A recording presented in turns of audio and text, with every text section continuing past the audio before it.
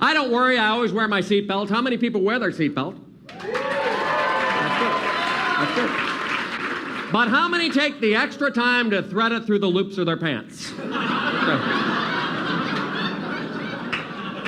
I have never fallen out of the car. Yeah, no! No! Welcome to Irritable Dad Syndrome. We have a very special guest and promise to be on our best behavior. Please welcome your hosts, Mike and Darin. Hey, I'm Darin. I'm Mike. Welcome to Irritable Dad Syndrome. This is a very special episode. I can't explain how excited I am. I'm very nervous because we've had a handful of shows. It's driving me crazy. I know. We've had a handful of shows that had guests, and usually we've screwed those up. But never have we had a guest of such high a caliber as we have this week. We have legendary comedian, and I'm sorry if I'm making you nervous. I'm sorry if I'm embarrassing you or whatever, but I'm sorry. But the truth is you're legendary. You've been around for 30, 40 years. Legendary comedian, songwriter, singer extraordinaire, Mr. Heywood Banks. Heywood, thank you so much for being on Irritable Dad Syndrome. My from my basement to your basement. Thank you. So just starting off, how long have you played guitar? I'm fascinated with musicians. I want to know, when did you start playing and what was the first song that you learned to play? I was 14. My mom is musical or was musical, and she bought a Gibson LGO guitar that I still have. She was I'm left-handed. She was left-handed. And she tried to learn on it, and she could never do it because they wanted to teach her right-handed. And I was going to like church, little church weekend things, and people were playing, 3 or 4 chords of Kumbaya or whatever, and I said, oh, that's cool.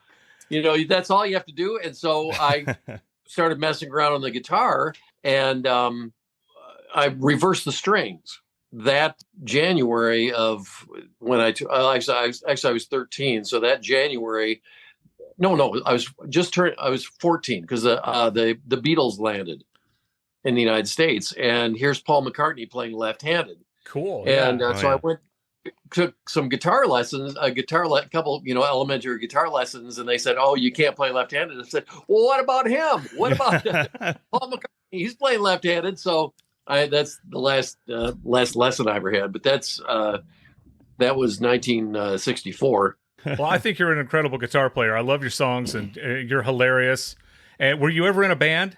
I was in a trio in high school. We played like Peter, Paul, and Mary songs and stuff like that. I had an Australian exchange student, and it was he and I, and then a girl in our high school named Christine Lottie. And she went on to become a movie star. I was going to say the Christine Lottie. Yeah. Yeah. She won an Emmy Award, I believe. Yeah, when she was in the toilet. Yeah. Yeah. It was I was just flushing the toilet and someone said, "You won," and I thought they were joking. And I thought, what a terrible joke. Oh, my God. It's not like she answers my calls anyway. So we played a little bit, and then I went to college at Western Michigan, and there was a little folk, like little folk club they had on the weekends for people just come in and like an open mic night thing. And so I went down, but I played Rocky Raccoon and maybe a couple of songs that I'd written. And I just got, I was very nervous when I did that, and just gradually, worked my way up into, playing more. Then I had my roommate played guitar, and so he and I played stuff together for a long time. Do you remember the name of your band? The first one was The Good, the Bad, and the Ugly. I was the ugly. Okay. So that's kind of a baited question because Darin is in a band. He's trying to figure out a name for it, so he's always asking for band name. Well, no, the first Oh. band I was in, I didn't name it, but we were the Sylvesters. Sylvester is a proper name. You can't pluralize Sylvester unless all 3 people are named Sylvester, which we weren't. It was Mike, Al, and Darin. So that was a really stupid name for a band. Yeah, I think great. It's great. It has mystery to it. How are you? Which Sylvester are you? Yeah. I thought of there was some weird word that I heard. I thought, oh, that'd be a good name for a band. Probably some skin condition or something. I thought it was interesting that you mentioned the left-handed, and then I think you said it was your mother. They tried to make her do things right-handed. Yeah. For a period of time. So yeah, they oh my God, we have a left-handed child. The church comes in, the federal government, everybody needs to change this person. So I grew up in the 80s, and I'm kind of this strange. I'm also left-handed, but only with writing. Everything else is right-handed, and my perception of that is that at some point they were teaching me how to do everything else, and they just saved writing for the last bit before we all got emancipated, and it was okay to be left-handed once again. So I'm a weird hybrid. Yeah. I'm evidently older than you, and just from this picture I'm seeing on the side of my phone here.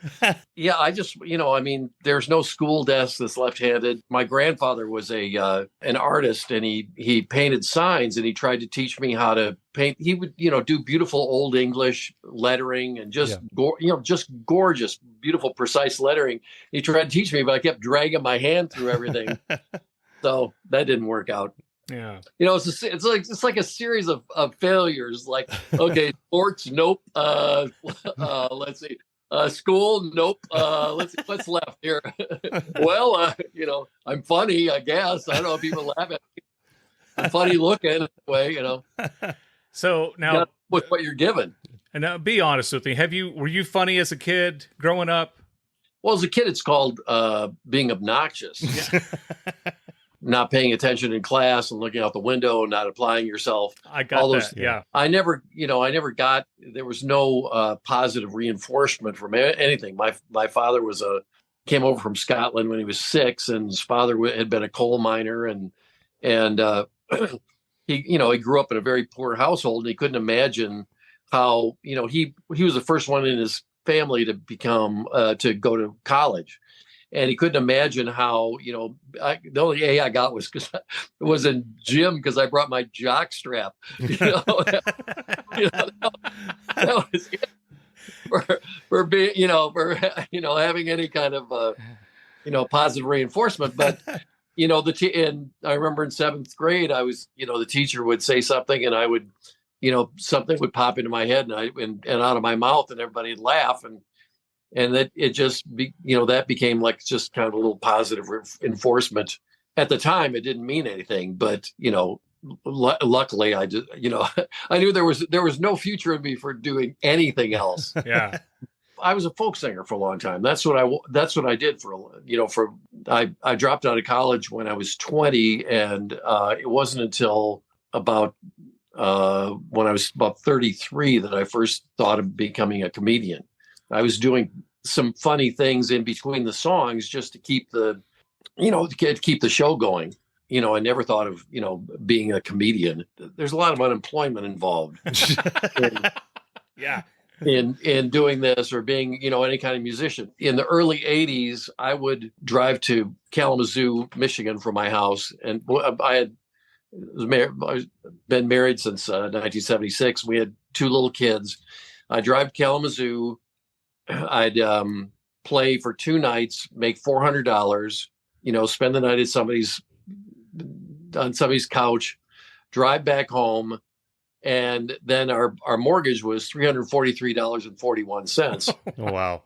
Yeah. And somehow my wife is a magician, and she was able to feed us. I wouldn't play for the next 2 weeks or 3 weeks, so it's like somehow she was able to feed a family of 4 on $59. Wow. Isn't that incredible? I mean, Dustin Hoffman was on Letterman one time, and they were talking about, how long their struggling period, and involved that, sleeping on someone's couch, living, in the back of your car for a couple of weeks, and doing all that stuff. And it's incredible to see, think about then and you now. So, I mean, kudos for sticking with it. A lot of people don't stick with it.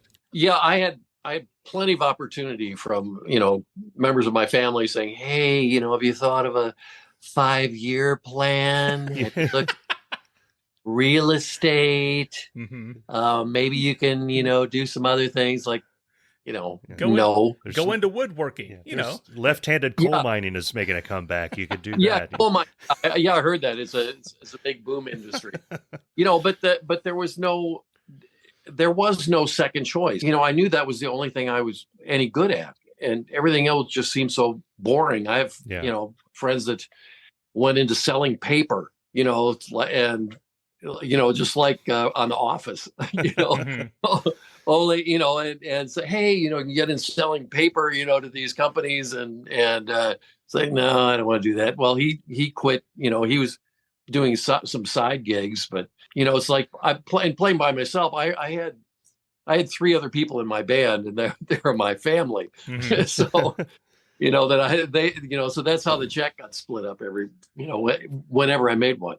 Sometimes 2-3 weeks, a month that I wouldn't have a gig, and there was a comedy club up in Lansing, Michigan, and my wife said, "Why don't you go up to the comedy club and see if you can do something up there?" And so I went up, and I just took all the serious songs out of my show and left kind of the the little funny bits. And so I played I had Fly's Eyes, and some of my 18 Wheels on a Big Rig, some of these early songs. I had these, and so I played those, and I played, and I did some funny little bits that I had, and they hired me to middle for that weekend. This was on Monday. They hired me to middle for that weekend, and then had me come back and headline like a month later. Oh, that's so great. It was pretty. But because at that time I've already put in my 10 or 20,000 hours, of being on stage. Okay, just Roman numerals, you smart butts out there. Oh, there's I, V, V, V, I, V, I, V, I, X, X, X, I, X, I, X, I, X, I, V, X, V, X, V, I, X, V, I, X, V, I. Wheels on a big rig, and they're rolling, rolling, rolling, rolling, rolling, rolling. I didn't know those songs were that old, because when it was the 90s, the first time I ever heard you, I used to live in Tennessee, a little town called Johnson City, and a buddy of mine moved down from Indianapolis, and he had brought with him this Bob and Tom Show CD and was playing it for me. And the first song of yours I heard was 18 Wheels on a Big Rig. And I listened to it 50 times, 100 times, laughed myself sick every single time. Still today, it's still just as funny. But I didn't know it. When did you write that? Be 77, 78, something like that. I remember being in a bar and just somebody said, play a truck song. And I just went, oh, there's 1, 2, 3, 4, 5, 6, 7. And people started laughing. And I said, oh, well, let's back them up, and then. So that was just spontaneous like that. Yeah, it was it was kind of a spontaneous song. Amazing. So that brings up a question that I have regarding Toast, which I think everyone is contractually obligated to listen to Toast. Yes. At some point. All around the country, coast to coast. People always saying, what do you like most? I don't want to brag. I don't want to boast. I always tell them I like toast. I'm fascinated by that song because I have to know, it sounds to me, it's either just a moment of complete brilliance, I'm going to do this, or it's, I'm going on stage in 2 minutes and I have nothing, grab a toaster and I'm going to beat this thing and say things that rhyme and see what happens. It's a combination of both. In the 80s, there was a lot of performance art. People like just doing weird stuff on stage. And not necessarily funny, or it was just kind of like a happening kind of thing. I remember seeing a guy go around and he was drumming on street signs. And I just had started being the really extreme Heywood character, the super nerd guy. So I would go to Salvation Army and just see what possible weird thing I could do. I thought, well, maybe I'll make toast on stage. So here's a toaster. Maybe like toast on stage. And I was playing in, I'm not sure how I got the gig, but for some reason I was playing out in the Bronx. I was playing in the basement of there was a comedy club in the basement of a disco. And They love toast Okay. down there, I tell you. and Great combination. Yeah. yeah, You go to the And, wrong floor and you're in trouble.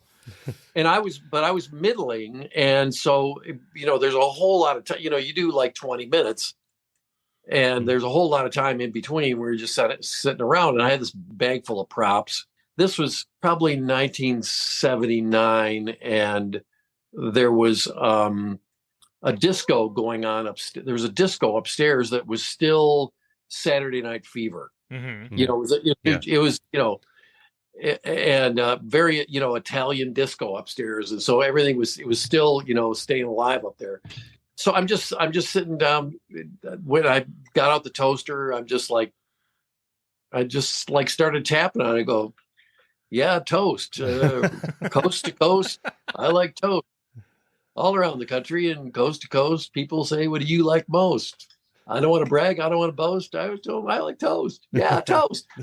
And I went on stage, and that was the first thing I played, and they loved it.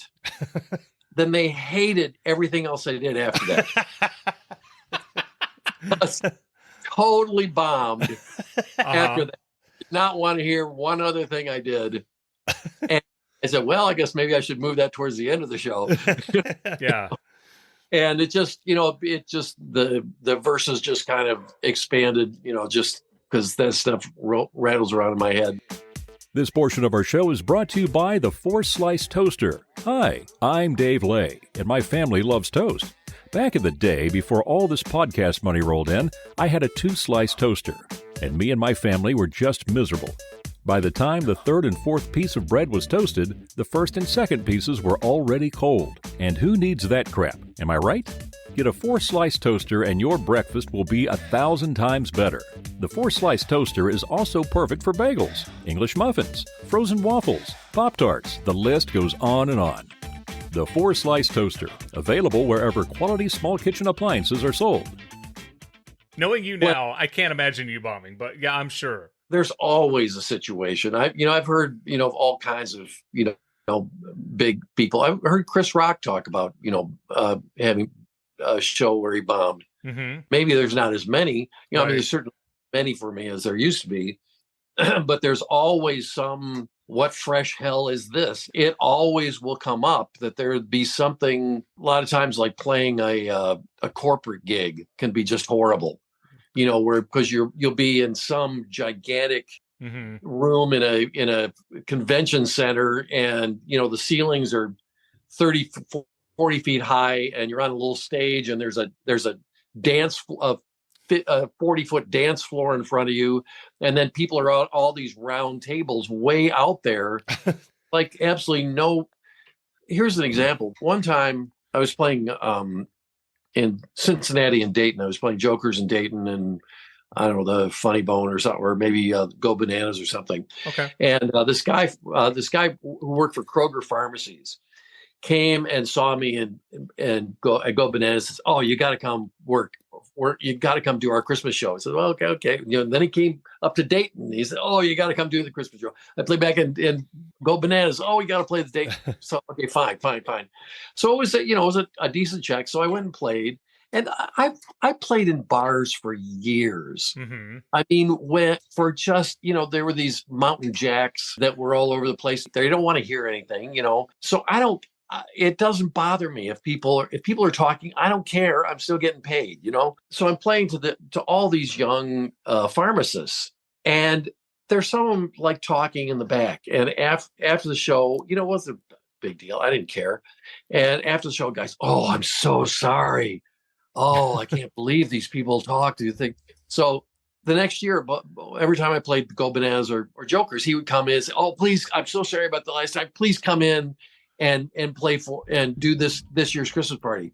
So I came out. So I said, fine. It was another nice check at Christmas. So I went. I get up on stage, and I played for 45 minutes to not a sound in the room. There was nobody talking, nothing. And about halfway through, it occurred to me, I said, this guy yelled at these people. That's what happened. He said, "How dare you, talk during Heywood? I am so mad." and so I don't know, the night went by, and Yeah. Mm-hmm. I did a show once, and this is the most I'd been paid to do comedy, and it was a benefit for cancer research, and they had a dinner, and then they brought out all the things that they were going to auction off. And then they showed a video. Yeah. God love them. The video was all of these people currently suffering from said disease. Some people had survived. Some people had not survived. Oh, yeah. People were crying. Everyone was getting all choked up. And then they took a break. And then they bring out and I'm the opening act. They bring me out. And nothing. And it was the round tables, and some are way to the left, some are way to the right, and I can't see anybody. And I had no idea, but there was a silent auction going on during. So all these people were just sitting there. I'm like, can really? I'm that boring that you're just sitting there looking at your Facebook or whatever? I didn't know they were bidding on while I was doing my bit, and it was painful. It was just like the longest. I was 10 minutes, the longest 10 minutes of my life. But you know what? I got my check, and afterwards, I said, "Man, you were really funny." I was like, "Well, thank you for not laughing while I was on there, because I didn't hear anything." When I hear stories like that, I feel bad that I wasn't there to heckle, because I could have really had a lot of fun that night. I did a thing for Make-A-Wish, and it's like, you hear these terrible stories that people have. Thank you for, this last ride to Disney World or something, you know, and then they say, and now some comedy. Waka, waka, waka. Come on up. Hey, never mind what you just heard. Toast. Okay. Yeah. Uncle Vitalis, he invented a lot of stuff. He invented, he invented a breakfast drink with part orange juice and part mint toothpaste, so even if you didn't brush, you could still get that horrible taste in your mouth, He invented a solar flashlight for all your daytime flashlight needs, and... See, you wouldn't need the... Okay, good. I could just kind of help. Okay. I want to back up a little bit and to talk about some of your early, not so much comedic inspirations, but musical, because... my mom, I remember as a kid, I was going through her albums, and I found she had 5 or 6 albums by the Smothers Brothers, and I couldn't stop listening to the Smothers Brothers. I loved them. And then, she showed me Arlo Guthrie's greatest hits and Alice's Restaurant, which I listened to 1,000 times. And, listening to that and to the Smothers Brothers, helped me, I think, grow into I don't know, maybe a better storyteller. I don't know. But who did you listen to that was musical and funny? Oh, definitely Tom and Dick Smothers was just, all those, hangman, slack your rope, slack it for up. And I fell in a vat of chocolate, and them and Tom Lear was actually when I first started playing guitar. One of my first songs was, I wrote a song called "Me Love's Locked Up in Me Frigidaire, a year today. She said I'd never keep her, but she's kept quite well, I'd say." Nice. But Tom Lear, when I first started playing this friend of my parents gave me, I was like, "Hey, you might like these Tom Lear records." And it's, do you guys know who that is? I've heard of was it something about the pigeons? Poisoning Pigeons in the Park. Poisoning Pigeons in the Park. Okay. I need to check this out. Well, it sneaks up on you. Yeah. So if you're in the crowd and he's playing, you think he's playing an actual song, and then the chorus kicks in, and that's where you find out that he's poisoning pigeons in the park, and then you're like, "Oh, this is funny." Yeah. It's those wise ones try and hide, but they sure go for peanuts when coated with cyanide. Right. Tom Lear is really my inspiration for songwriting, of the idea of writing a pretty melody with subversive lyrics. Mm-hmm. Yeah. Something real catchy, sweet, catchy melody, and then like Dust Mites was like that. It starts out when the shades of night are falling and you climb into your bed. There is no need for loneliness and crying, because there's someone with you even in the darkest night, and though you cannot see them, I'm not lying. Teeny little dust mites, ultra tiny dust mites, about 2 million in the average bed. Bunches of them dust mites, munching little dust mites, snuggle warm and cozy neath your head. But that's like totally Tom Lear. Yeah. In southern Ohio, just north of Cincinnati, I beheld a vision next to the expressway. Was a 60-foot Jesus with his hands in the air. Looked like he's carved out of butter, just like at the state fair. Big butter Jesus, sweet cream Jesus, oh country fresh Jesus, unsalted Jesus, oh promise Jesus, imperial Jesus, I can't believe it's not Jesus, holy oh Lord. We live in Westchester, Ohio, which is right between Cincinnati and Dayton, Ohio. And the song that you wrote that put us on the map is Big Butter Jesus.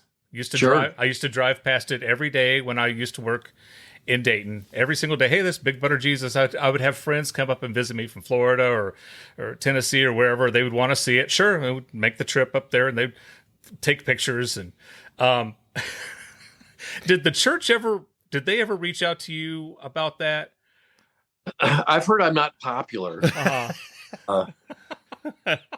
I think they would like to get a hold of me, but luckily I've stayed away. Yeah. Now I was wondering if they were pissed about that or if they just laughed it off. The preacher didn't seem like he had a great sense of humor. People always came up and told me horror stories about the place. Yeah. I would say that if you're going to put a large butter Jesus out front and not see the humor in it, right? You don't have much of a sense of humor. I mean, because he had to okay that. They spent the money. Right. It took months to build that, bit by bit. Yep. And we're coming out there every day, and every day you have to look at that and say, yeah, that's still a good idea. We should still do this. Well, once it caught fire, and then, the only thing left was the metal scaffolding inside, it looked like Terminator Jesus. Yeah. So my next question is, after you write a song that's that popular, that just goes insane, it would safe to say that's your most popular song, would you think? Oh, no, Toast is. Toast, okay. Let's call it your second most popular. How hard is it to write another song after that? There's never a problem because there'll be something else. Every song I write is, to me, is like a Big Butter Jesus or Toast. Mm-hmm. So whether they are or not, I'm not intimidated by the song at all. And it's because there's other songs to be written. Mm-hmm. That came out. I was on Gary Burbank's show and at WLW.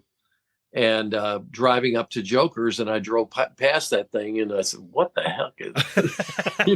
And I was on stage that was another thing, is I was on stage at Joker's. I said, "Man, have you guys seen that giant Jesus statue?" And everybody kind of laughed. I said, "It looks like it's carved out of butter," and everybody laughed. And I just went, "Big Butter Jesus," and everybody laughed again. I said, "Oh, maybe I got a song here." Yeah. I went and wrote it. But it's, I don't know, every song for me is just like, it's an entity on itself, whether it turns out to be, some huge song or it's just some, like some kind of cool little thing that I did. The main thing is it's not in my head anymore. Right. Well, I can't even imagine how I've never written a song. I don't understand how people write a song. I don't know how they do the chord structure, how they rhyme the words, and then this is going to be the chorus. And this, I have no idea. But I know 18 Wheels was spontaneous. Big Butter Jesus was spontaneous. And then, when you were at the hotel and you heard the woman say they had to taser her again, it's like, how fast did you run to a pen and paper to write that down? I stopped and thanked them by the curb the moment that I heard their words, and said it was the finest line of eavesdrop I'd ever overheard. Their words stuck inside my head. So I wrote down the words they said, and with a hotel pen I wrote then they had to taser her again. I literally, I mean, the story in the song is exactly, I went, oh my gosh, that's really a funny thing. It's like tuning your brain into one thing or other. It's like if you just buy a Volkswagen Beetle, all of a sudden you see every Volkswagen Beetle on the road. Yeah. Right. And it's like pattern recognition or something. It's like seeing, faces in trees or rocks or something. It's like a human thing. And that's the way, writing a joke or anything like that. It's like, comedians or songwriters just kind of have their antenna up onto what, how something can be put together. Something like I have this new song. I was going to play this for you. Oh, cool. Oh.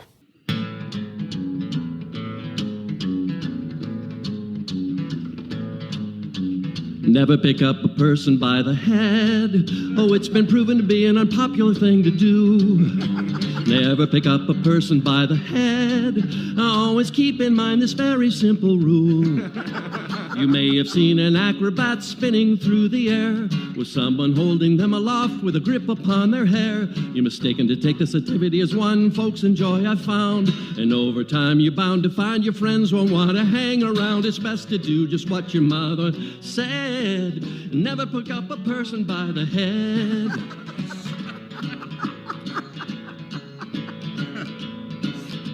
Your technique and reflexes no one appreciates. It's annoying and inconvenient for those who participate.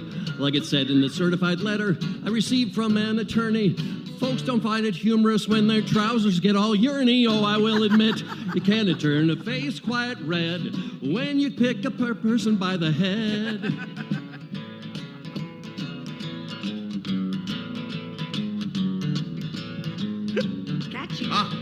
And never pick up a person by the head. Oh, it's been proven to be an unpopular thing to do. Never pick up a person by the head. Always keep in mind this very simple rule. Pick an alternate appendage, there's a variety to choose. When hoisting, lift an armpit or grasp a foot or two. You want to avoid the cranium, so let's all make a plan and avoid the situation where a head might pop off in your hand. Then you'll have to dig yourself another hole behind the shed when you pick up a person by the head. Never pick up a person by the head, just like your mother said. Oh! Heywood, that was wonderful. I'm still trying to get through the song, Yeah. Well, I mean, in all the years that I've watched you and listened to you on Bob and Tom, it's those times where you can't get through the song, and then you just keep going, and then I'm laughing even harder with the introduction song, me and hi and you and hey you. Oh, yeah. I mean, I cough so much I get into just fits, tears, and everything else, and it's hysterical. So never pick up a person by the head. That's another song. Actually, we have good friends, and their son married a girl named Yuno. My sister-in-law brought over a woman named Yu, and I don't, it's like all the names are actually, people I actually have met. So, it all sounds like and then I have a friend whose son is named Hugh. So jumping back to they had to taser her again, I'd seen an interview and you said that people come up to you a lot with their own sayings that they've overheard. And well, when you said that, it reminded me of the Lewis Black bit of, if it hadn't have been for my horse, I would never have made it through the first year of college, which is a fantastic bit if you've never heard it. But no. I was out one time and I overheard a guy say, I accidentally bought a ukulele last night. And I said, I'm sorry, but you have to explain, how do you accidentally buy a ukulele? And after he told me, it wasn't as funny. But he was on Amazon, and he was looking for a ukulele, and he found one. Then he put it in his shopping cart. His wife was shopping, and they have the same Amazon account. She bought everything. So then a ukulele arrives to his door, unbeknownst to him. Yep. So there you go. That's the story about that. Wow. Yeah. Unbeknownst. That'd be a good name for a band. Yeah. Actually, almost sounds like a heavy metal band. Unbeknownst. Unbeknownst. That's right. Have you always worked clean? Yeah. Good. Yeah. I mean, I back in the day, I had a couple little, goofy nuance, jokes, but like I had a hockey knee pad or a shin guard. Mm-hmm. And I go, hey, look, my old jock strap, just stupid stuff. Yeah. But now you see, that's the second time, and you're not ruining the interview, but I'm trying not to imagine you in the jockstrap. So you're gonna have to stop mentioning. When you're playing a bunch of crummy bars, and to a bunch of drunks, it's like it's difficult to get their attention sometimes. So it's easy to drift over into that. Actually, my wife said, "You should just be clean."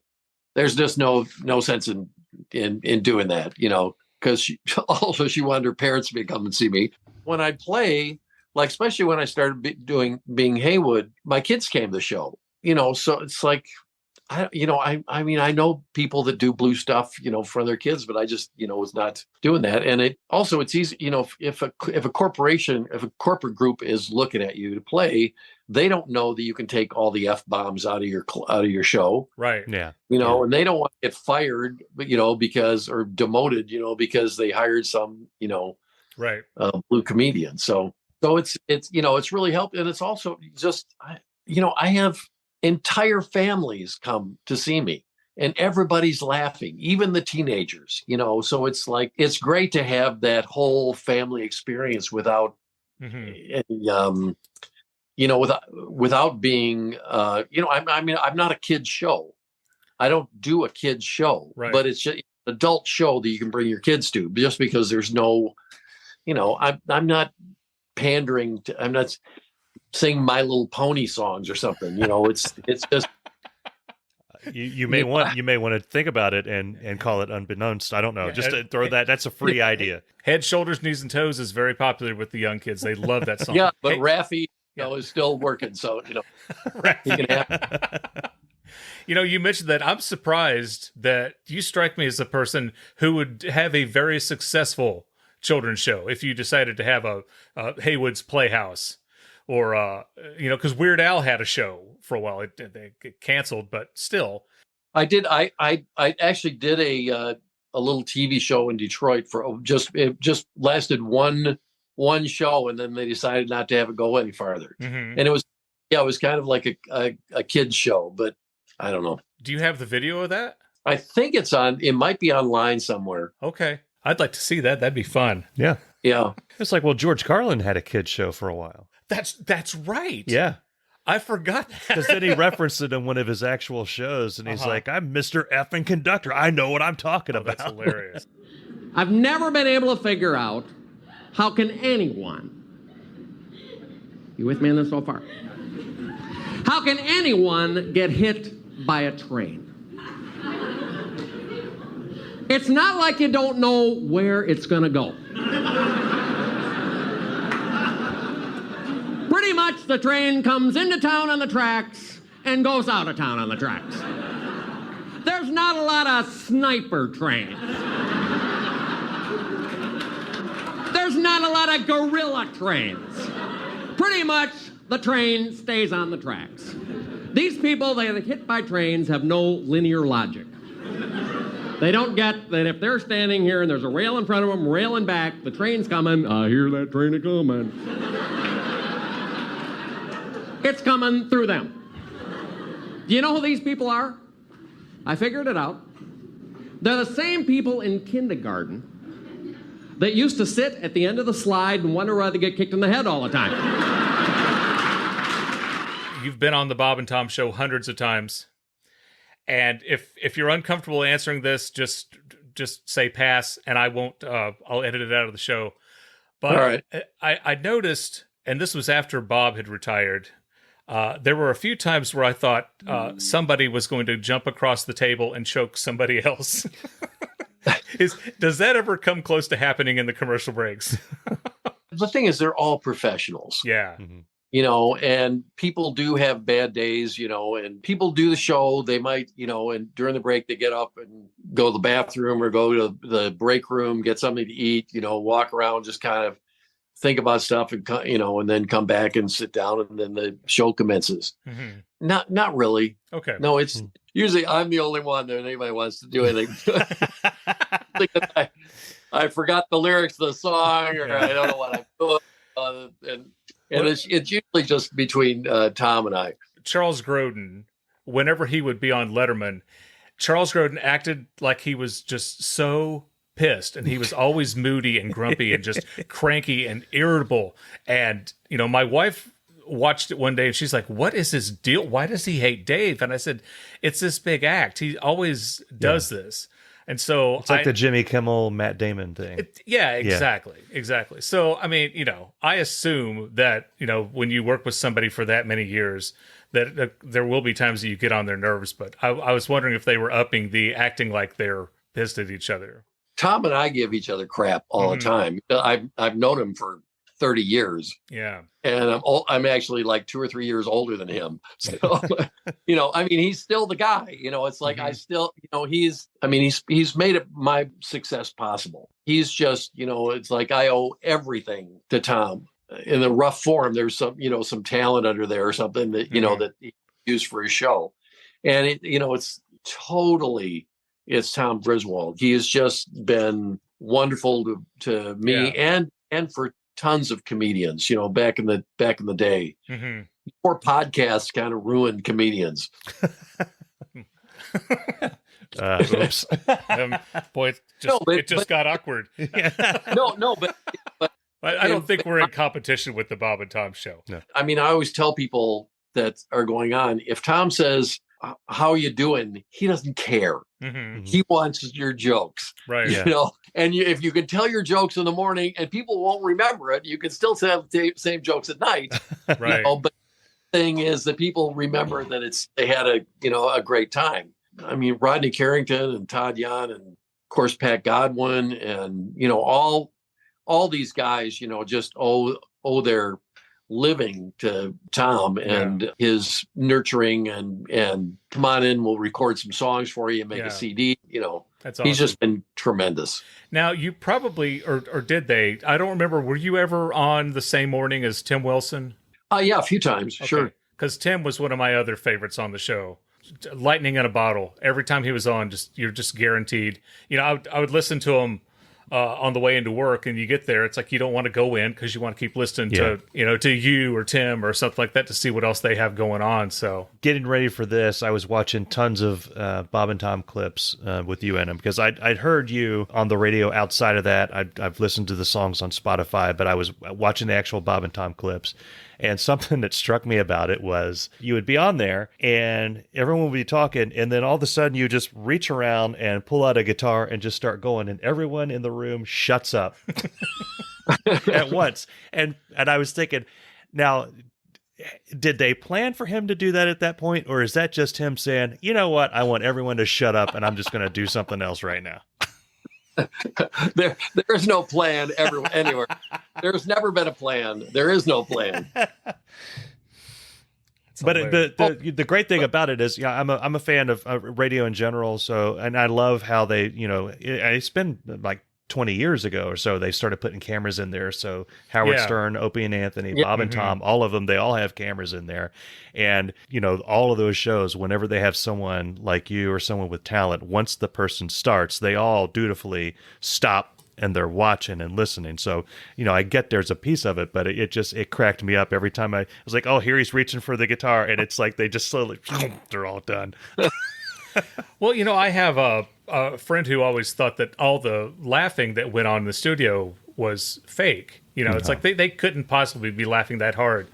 And I'm like, well, I'm laughing that hard at it. Yeah. So why wouldn't they be? And People, also, you know, it's like they want the performers to do well, and you're in a room with 4 or 5 other people. So yeah, they're going to laugh. They're going to encourage. They're going to, you know, make you think you're doing well, and then you do better when there's that positive reinforcement. My Never Trust a Puppet CD, I recorded live at a comedy club, and it was film there, and there's the video of it. You see waitresses walking back and forth. People have commented, "Oh, you just faked this. You know, what's all this fake laughter in here?" It's like, it's a comedy club. Yeah. That happens in comedy clubs. Hopefully, that's what happens in a comedy club is people laugh. Oh, you just sweetened it up and put no. You didn't do Nope, didn't do anything. Never trust a puppet. Puppets are untrue. No matter what the puppet says, he don't care about you. Never trust a puppet. Puppets are insincere. Somehow everyone finds out what you whisper in a puppet's ear. That was, I don't know how you knew that, but my next question was what was the inspiration for Never Trust a Puppet? That's my darling wife. There's a picture of her. The picture on the cover is her. In the original picture, it was her and her brother in like a formal photographic studio. Mm-hmm. You know, that you used to take. You know, you take your kids to the photo studio, whatever, and get a picture taken. And her brother had a great big smile on his face and laughing, and she's like, I said, why did you look like that? And she says, because the photographer had a puppet and I didn't like it. Oh, that's awesome. So for years I've been like, people call it the Shirley voice. I've always been like, you don't even know what you're doing. You know, so it was just my, you know, terrible imitation of her voice. Uh-huh. So I just started going, never trust a puppet. Puppets are untrue. You know, in the Shirley voice, just to bug her mainly. And, which is, you know, 90% of what goes on around here. I thought nobody, you know, I did it for my daughter and my nieces who all know her and thought it was really funny.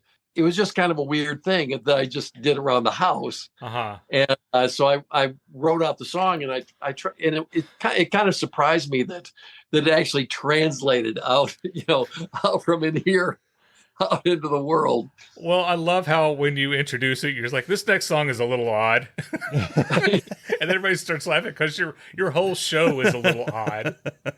But when I saw you at Wiley's, you're going to go, oh, that's where I saw you, because I'm the one who yelled "Never Trust a Puppet," and you played it at Wiley's because I requested it. So thank you. Where have you toured? I mean, you've been all over the world, right? I've been all over like 4 or 5 states. Okay, I think it's mainly Ohio, Indiana, Kentucky, Michigan, little Illinois, and up into Wisconsin a little bit. Mm-hmm. And I played up in Minneapolis a few times.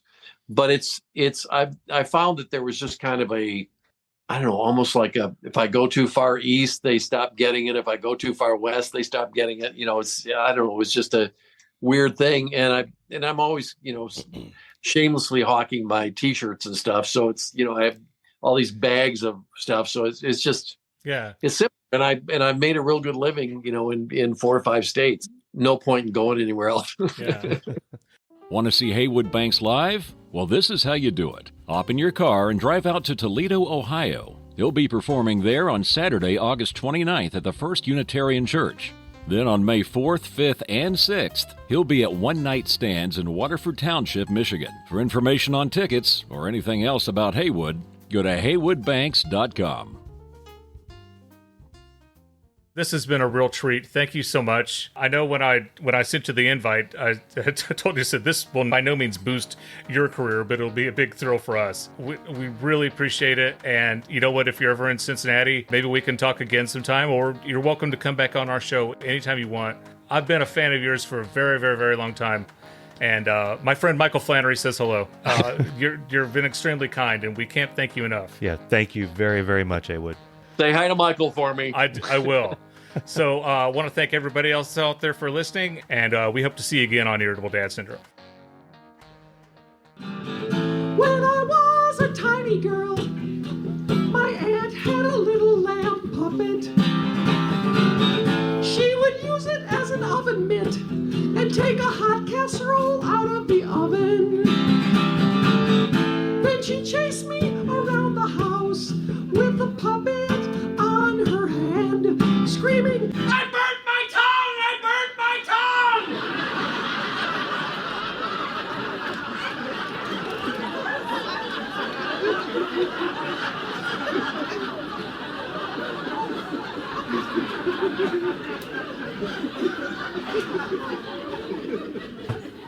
How do we get out of here?